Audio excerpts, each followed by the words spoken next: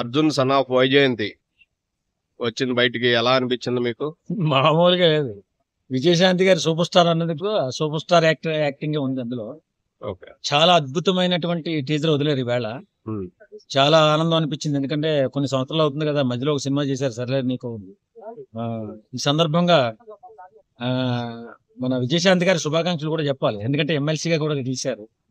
ఎలాంటి వ్యక్తులు రాజకీయాల్లో ఉండాలి విజయశాంతి గారి లాంటి వ్యక్తులు. ఎందుకంటే వాళ్ళ కడుపులో ఏం దాచుకోవడం, ముక్కు సూటితనంగా మాట్లాడడము, స్వార్థం లేకపోవడము, ఆ తర్వాత ఎలాంటి పరిస్థితిని ఎదుర్కొనే గట్స్ ఉన్నటువంటి వ్యక్తులు రాజకీయాల్లో కూడా ఏమే ఈ సంవత్సరం విజయం సాధించారు. కాబట్టి ఖచ్చితంగా మంచి రోజులు వచ్చాయి.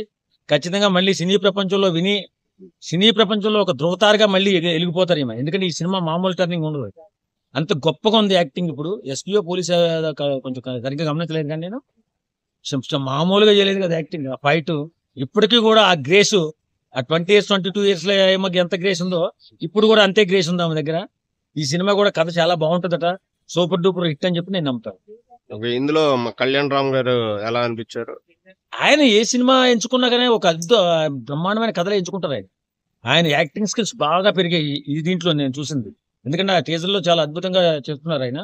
కాబట్టి ఈ టీజర్ సెన్సేషనల్ అవుతుంది, అలాగే సినిమా కూడా సూపర్ డూపర్ హిట్ అవుతుంది. దీంట్లో లుక్స్ గానీ, బ్యాక్గ్రౌండ్ స్కోర్ గానీ మామూలుగా ఉంది. అది బీజిఎం గానీ, బ్యాక్గ్రౌండ్ స్కోర్ గానీ మామూలుగా లేదు. సినిమా మాత్రం, ఈ టీజర్ మాత్రం అదిరిపోయింది అబ్బా. డైరెక్టర్ ఎలా అనిపించింది? డైరెక్షన్ బాగుంటది.